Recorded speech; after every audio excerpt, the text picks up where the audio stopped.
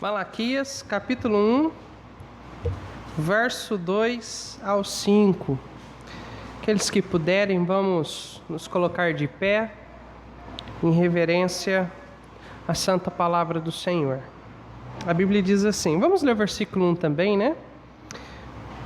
Peso da palavra do Senhor contra Israel, por intermédio de Malaquias. Eu vos tenho amado, diz o Senhor, mas vós dizeis, em que vos tenho amado? Não era Esaú, irmão de Jacó?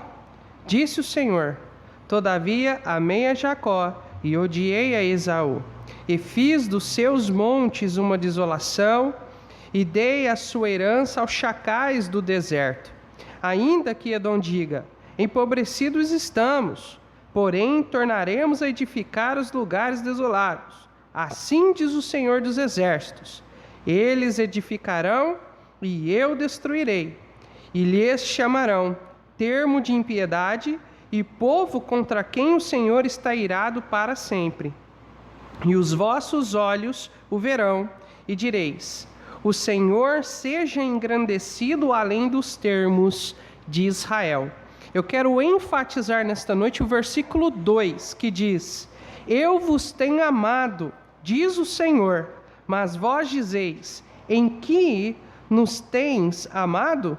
Não era Esaú, irmão de Jacó? Disse o Senhor, todavia amei a Jacó. Nesta noite nós iremos falar um pouco sobre o amor de Deus. Pai, obrigado por nesta noite o Senhor nos dar o privilégio de podermos estarmos aqui reunidos em seu santo nome. Esteja abençoando nossas vidas, que a sua palavra venha de encontro às nossas necessidades. Nós precisamos ouvir o Senhor, precisamos, Senhor, dar ouvidos à sua voz, à sua palavra, para que a sua palavra venha transformar nossas vidas, pois sabemos que a palavra de Deus é o alimento que nós tanto precisamos. Fale conosco nesta noite, em nome de Jesus. Amém. Podem se assentar. O amor de Deus.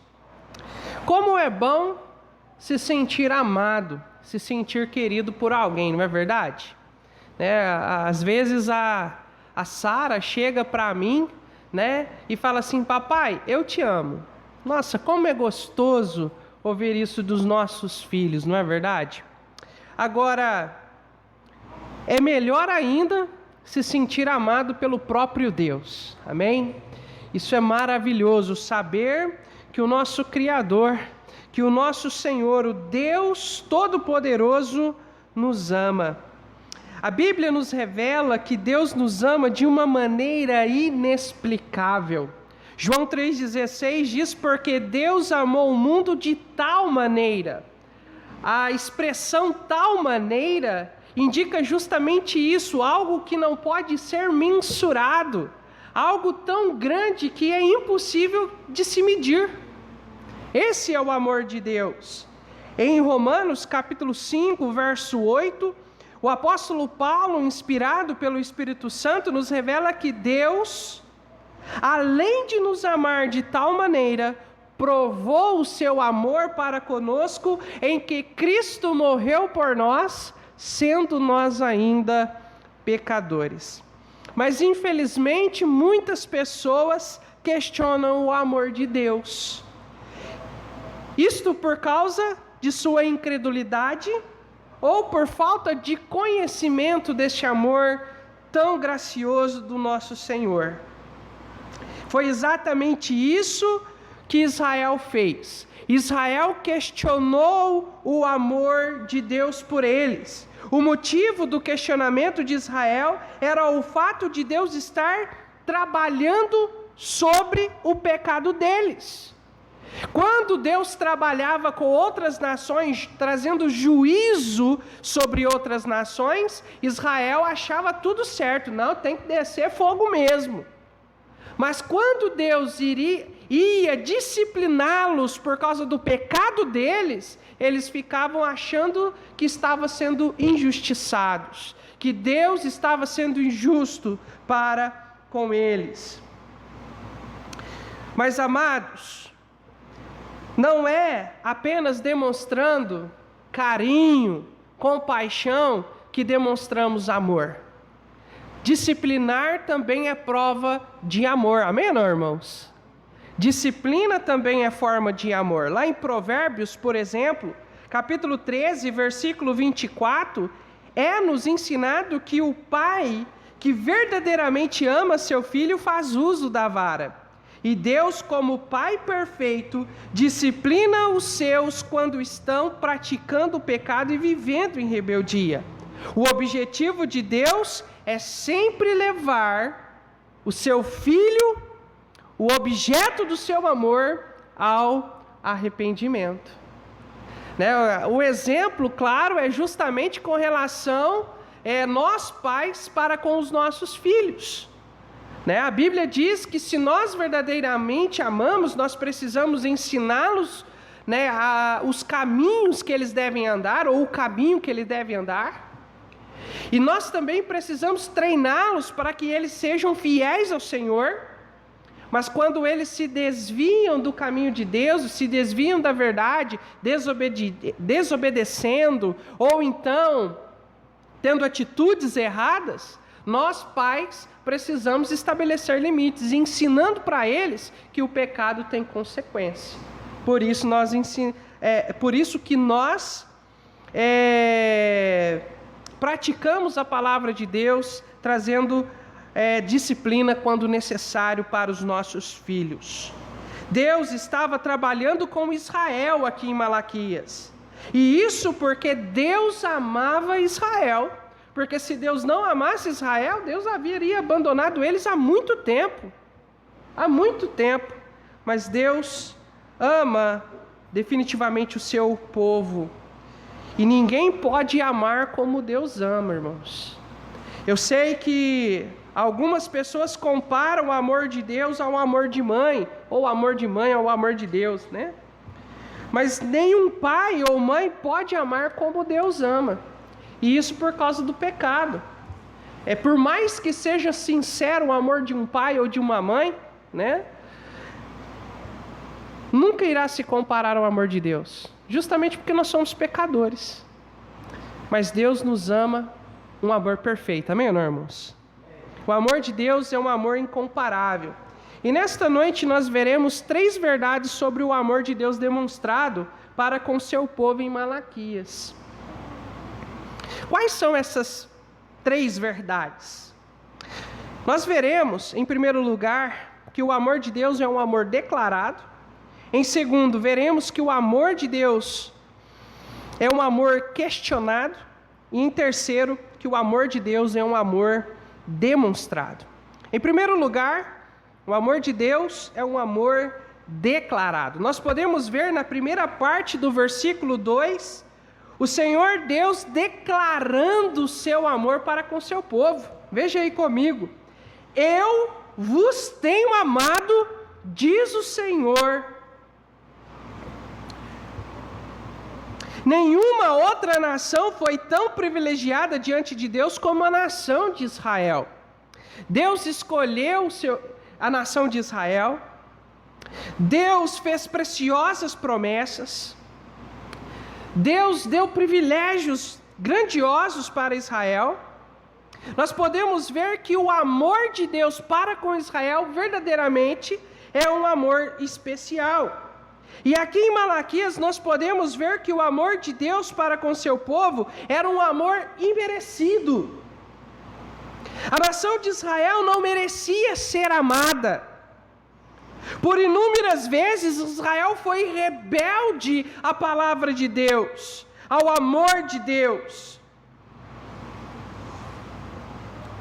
Naquele momento histórico, por exemplo, abordado pelo livro de Malaquias, Israel estava vivendo em pecado contra Deus. Os sacerdotes não estavam obedecendo às ordenanças com relação às ofertas que deveriam ser ofertadas ao Senhor no templo. Estava oferecendo alimento imundo, pão imundo, animais defeituosos para Deus. A nação de Israel não estava trazendo a 10ª parte dos seus bens para o templo, para que haja mantimento no templo. Os homens de Israel estavam abandonando suas esposas para se casarem com mulheres estrangeiras. Estava um caos em Israel por causa disso. Porque eles não obedecendo a palavra de Deus, Deus não estava abençoando o seu povo. Mas o amor de Deus é um amor imerecido e incondicional. É um amor imerecido e incondicional. Nem Israel, nem ninguém pode merecer o amor de Deus. Isso porque nós todos somos pecadores. Todos nós somos pecadores. E como pecadores, irmãos, o que nós merecemos? Nós merecemos o inferno. Nós merecemos condenação. Isso é forte. Muitos não querem ouvir essa verdade, mas é essa a verdade. Mesmo nós sendo salvos, ainda merecemos o inferno. Porque a salvação não é por méritos. Não é pelo que nós somos bons, pelo que praticamos ou porque podemos merecer. Mas é pela graça de Deus. Pela graça do nosso Senhor. Deus, em sua infinita graça e misericórdia, decidiu nos amar, estando nós ainda mortos em nossas ofensas e pecados. A salvação pela graça é a maior manifestação do amor imerecido de Deus por nós. Olha que gracioso é isso, irmãos. Homens e mulheres corrompidos pelo pecado, completamente separados de Deus, numa condição de morte espiritual, Deus, em sua infinita graça, no seu infinito amor, decide nos amar. Decide providenciar redenção, providenciar uma forma para que nós possamos voltar a ter comunhão com Deus. E esta forma foi enviar Jesus Cristo para morrer em nosso favor, para derramar o seu precioso sangue na cruz do Calvário.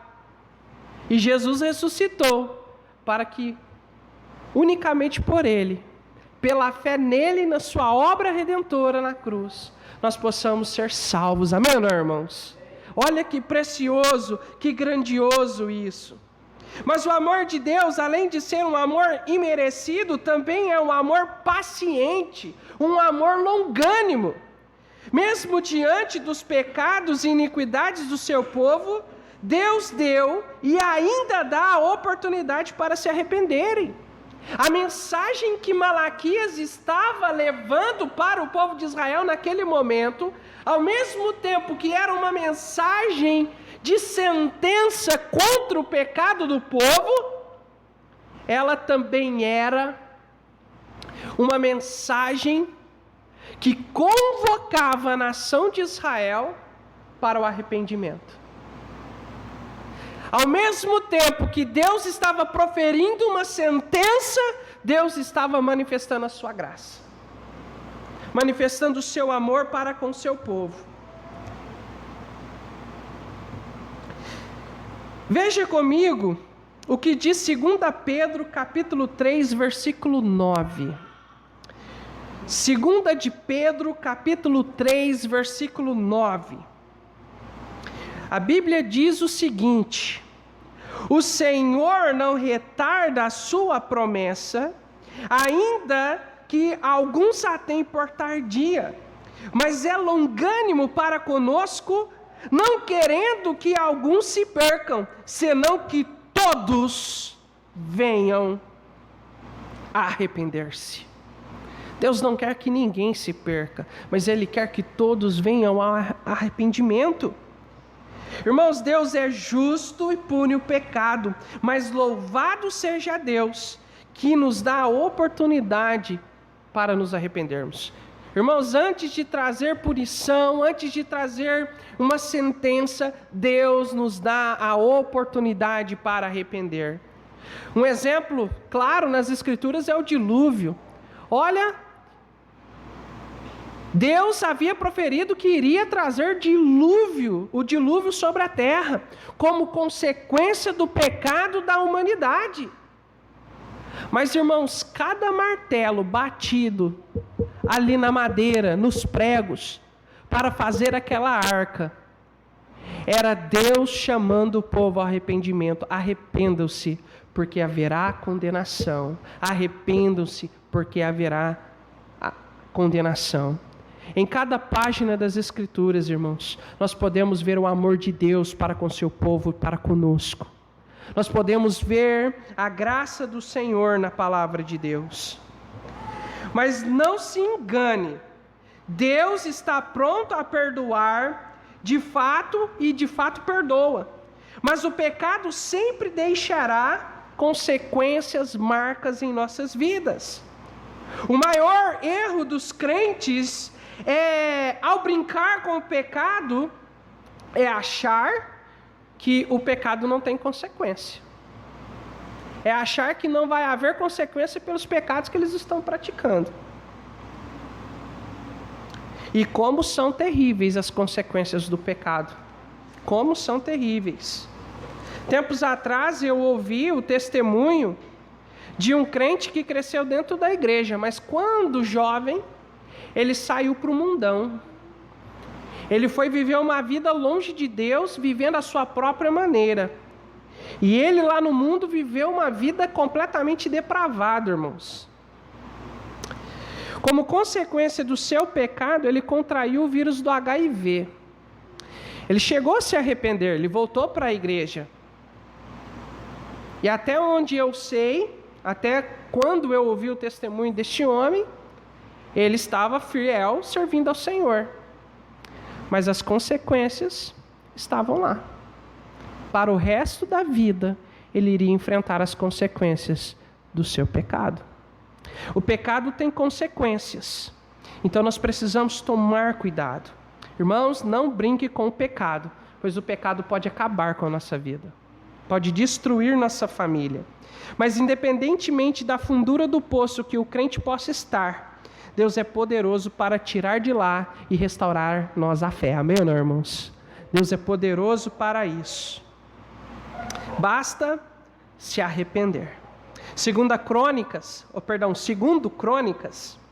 capítulo 7, versículo 14, a Bíblia diz o seguinte: se o meu povo que se chama pelo meu nome se humilhar e orar e buscar a minha face e se converter dos seus maus caminhos, então eu ouvirei dos céus e perdoarei os seus pecados e sararei a sua terra. Deus, irmãos, Ele quer perdoar, Ele quer conceder graça, Ele quer nos abençoar, né? E Ele está pronto para isso.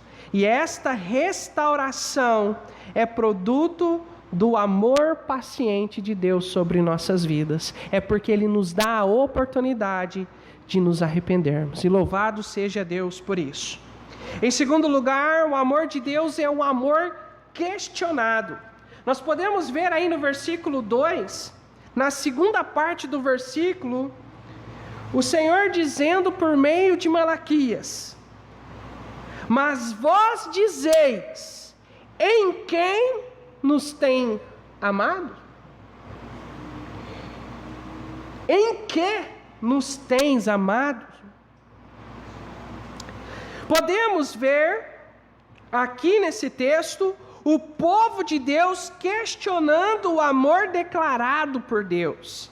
E esse questionamento é resultado de duas atitudes reprováveis do povo com relação ao Senhor Deus.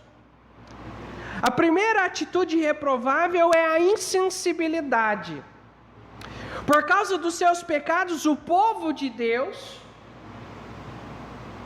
foi castigado e levado para o cativeiro babilônico. Eles experimentaram o peso da mão de Deus sobre suas vidas. O grande problema é que eles não viram na disciplina de Deus um gesto de amor. Eles não viram a ação de Deus discipliná-los um gesto do amor de Deus. Eles viraram os olhos para a providência divina e tamparam os seus ouvidos para a palavra de Deus. Ao invés de verem o amor de Deus, eles reclamaram por se sentirem injustiçados. Foi o que eles fizeram. O pecado de Israel produziu insensibilidade no seu coração para com Deus. E é justamente isso que o pecado produz no coração dos crentes. O pecado caleja o coração do crente para que não seja sensível ao toque do Espírito Santo. E por não mais ouvir espiritualmente o Espírito Santo, o que surge então são as dúvidas com relação a Deus e a sua palavra. É sempre assim, irmãos. O pecado caleja o nosso coração. Acho que os irmãos entendem essa questão de calejar, de endurecer o nosso coração, para que nós não sejamos sensíveis ao Espírito Santo. O Espírito Santo até tenta agir, mas nós extinguimos a ação do Espírito Santo na nossa vida. O pecado faz isso. E a insensibilidade faz com que nós questionemos a Deus e tudo que Deus faz. E tem muito crente que vive reclamando da vida, vive achando que Deus é injusto, vive achando que Deus não ama eles. E isso por causa da insensibilidade ao Senhor. A segunda atitude reprovável do povo com relação a Deus é a ingratidão. Apesar da declaração e das evidências do amor de Deus para com Israel, eles ainda perguntaram: mas vós dizeis, em que nos tem amado?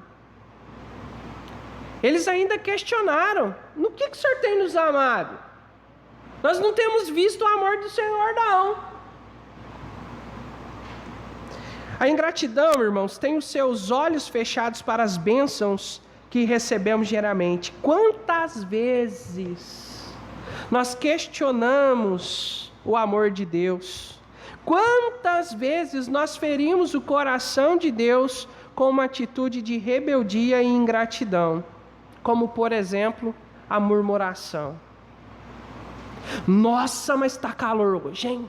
Nossa, que é isso? Está calor demais.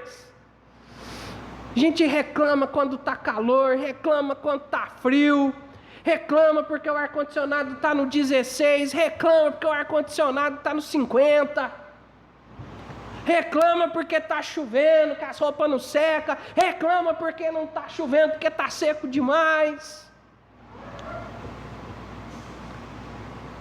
Mas a murmuração não agrada a Deus, não nos edifica, não glorifica ao Senhor. Mas a gratidão sim, amém, irmãos? A gratidão sim. Olhando os status de um aplicativo de mensagem, eu me deparei com uma imagem que trazia uma mensagem com relação à gratidão. Foram duas irmãs aqui da igreja que compartilhou essa mensagem no status delas. E a imagem trazia a seguinte mensagem: preste bem atenção nisso. Seu trabalho chato é o sonho de um desempregado. Sua pequena casa é um sonho de um sem-teto. O seu pouco dinheiro é o sonho de devedores. O seu filho travesso é o sonho de alguém estéril. Seja sempre grato pelo que você tem. E isso é uma verdade. Nós precisamos ser gratos, irmãos. Ser gratos a Deus por tudo.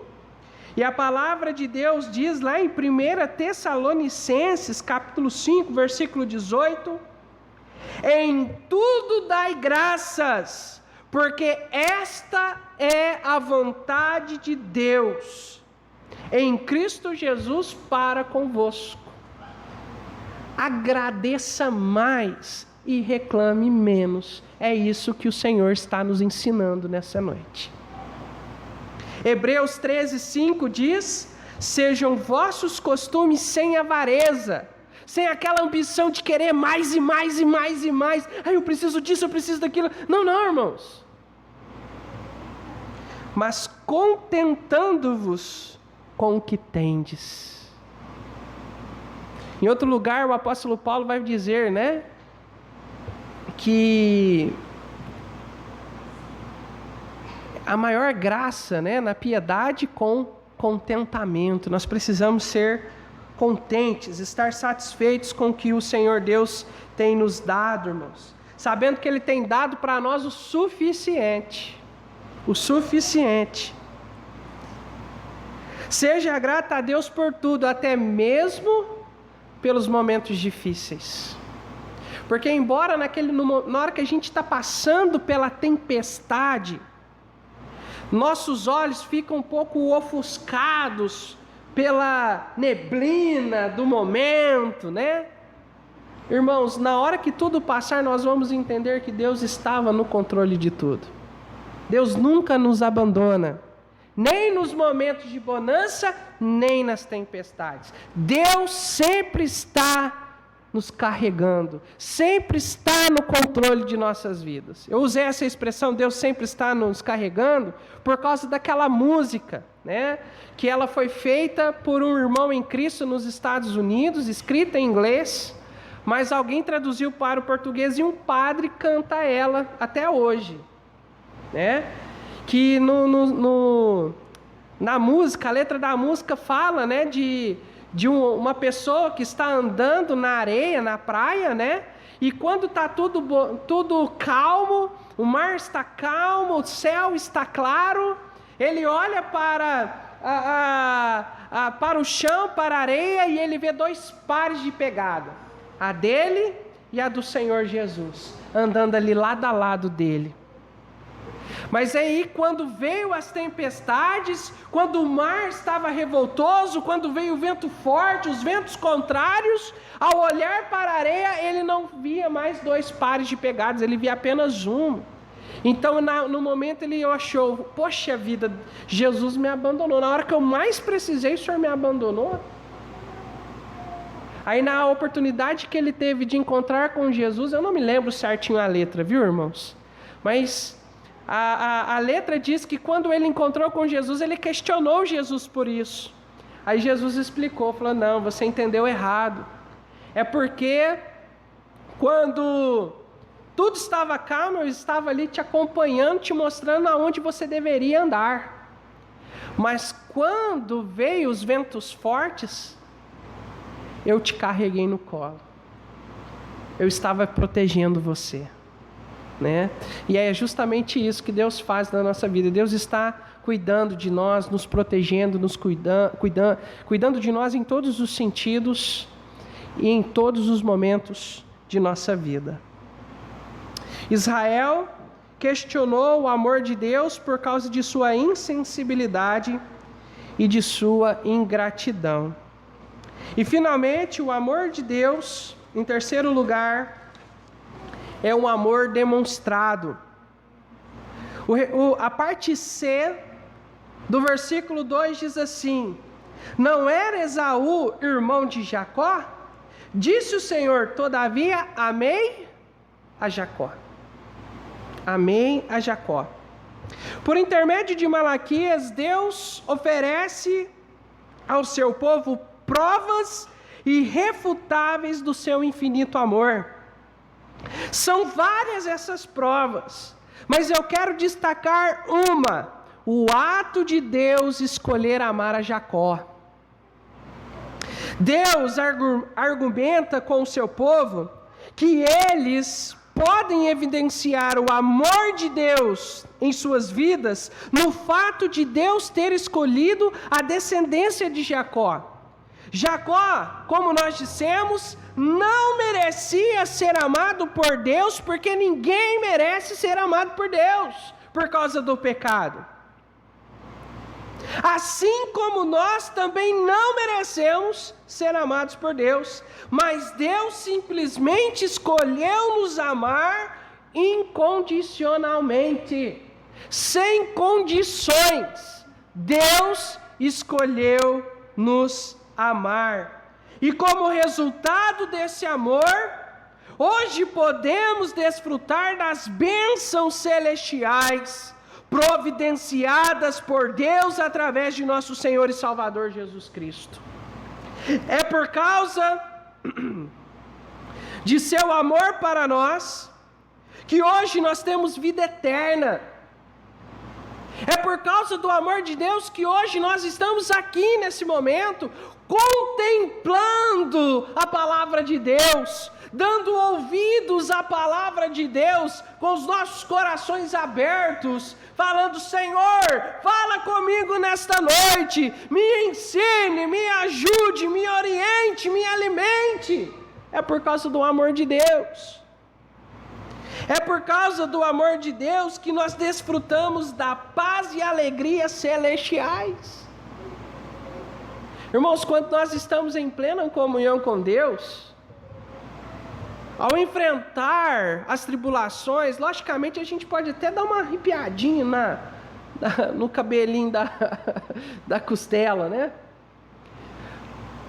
Mas, irmãos, a paz que nós temos no nosso coração é uma paz que excede todo entendimento. É uma paz que vem dos céus para os nossos corações. A alegria de Deus é uma alegria também inexplicável. Ela vem dos céus para os nossos corações. É a alegria que nós desfrutaremos lá no céu. E nós já temos o privilégio de desfrutar dela enquanto nós estamos aqui. E isso por causa do amor de Deus. Deus demonstrou que nos ama ao se entregar para ser pendurado em uma cruz para nos salvar. Não existe prova de amor maior do que esta.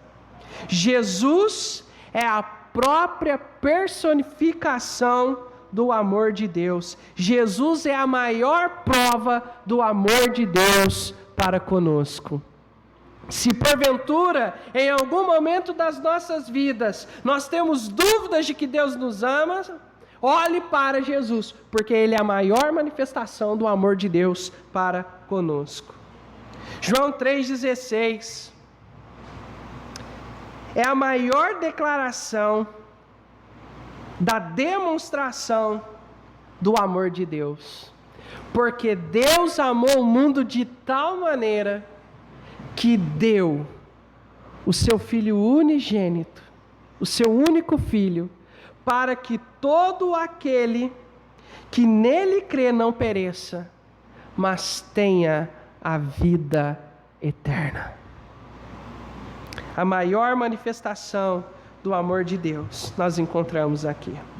Concluindo, meus queridos e muito amados irmãos, que também nesta noite estão demonstrando um amor paciente. Amém ou não, irmãos? Não há dúvidas que Deus nos ama. Não há dúvidas de que Deus ama você, ama a mim. E é porque Deus nos ama que Ele continua insistindo conosco. Que Ele continua trabalhando em nossos corações. Que Ele continua colocando pessoas na nossa vida para nos ajudar a crescer espiritualmente. Que Ele continua falando conosco através da palavra, querendo que nós santifiquemos cada dia mais as nossas vidas, vivendo na plena e perfeita vontade de Deus para as nossas vidas. É por causa do seu amor que Ele não desiste de nós, que Ele não desiste mesmo daquele crente mais rebelde. O Senhor Deus não desiste dele. Deus continua trabalhando em sua vida, para que ele volte a servir ao Senhor, que ele volte ao seio da igreja. É por causa do amor de Deus que ele continua trabalhando em nós, nos alertando frente ao pecado, nos disciplinando quando necessário e nos fortalecendo para permanecermos firmes no Senhor. É por causa do seu amor que Deus insiste que saiamos para testificar do seu infinito amor para as pessoas que estão em trevas, para aqueles que estão perdidos, para aqueles que estão dando passos largos para a perdição eterna. É por amor que Deus disse: ide. Ide por todo mundo. É por amor. Porque foi por alguém obedecer o ide que nós estamos aqui nesta noite. Foi porque alguém obedeceu ao mandamento do Senhor. Foi porque alguém nos amou como Cristo e compartilhou o amor de Deus para conosco. Eu quero encerrar com essa ilustração, irmãos. O pastor Roberto Smith e a dona Kátia, missionários que começou as nossas igrejas lá no interior de São Paulo, no interior de Minas, né, que começou as igrejas, a igreja que nós éramos membro. Em um momento da vida deles, eles tiveram uma fatalidade na vida deles, algo terrível que aconteceu. Eles foram vítimas de uma tentativa de assalto e de um sequestro relâmpago. Pessoas entraram na sua casa, fizeram eles de reféns, queria dinheiro, o pastor Roberto dizendo: eu não tenho. Então eles pegaram o pastor Roberto, pegaram a dona Kátia, o Jonathan, filho menor deles, e pegaram o amigo do Jonathan e colocaram eles no carro e foram parar lá no canavial. E foi uma experiência terrível. No final, eles roubaram apenas o carro, mas depois o carro foi recuperado. Mas ficou o trauma. Uma pessoa comum poderia virar, né? Eles estão longe dos seus familiares, estão longe de seu país, longe da sua casa, num certo sentido. Eles poderiam virar e falar assim: chega, acabou essa aventura. Vou pegar minhas coisas e vou de volta para os Estados Unidos. Eu não me lembro que ano que isso aconteceu, irmãos. Mas, indo para Tarumã com o pastor Danilo contando sobre isso, ele me perguntou se eu sabia o porquê que a dona Kátia não quis voltar para os Estados Unidos. Porque, olha, foi uma linha fina que impediu com que eles não voltassem para os Estados Unidos, viu, irmãos? E deixassem tudo aqui para trás. E uma das razões que a dona Kátia não quis voltar para os Estados Unidos eram as almas das crianças que estavam sob sua responsabilidade. O pastor Danilo contando, ele disse o seguinte: ele disse que ela chegou lá na igreja, né, no domingo, e falando assim: olha, não, eu não posso voltar para os Estados Unidos, não. Como que eu vou abandonar as minhas crianças de Ibiraci?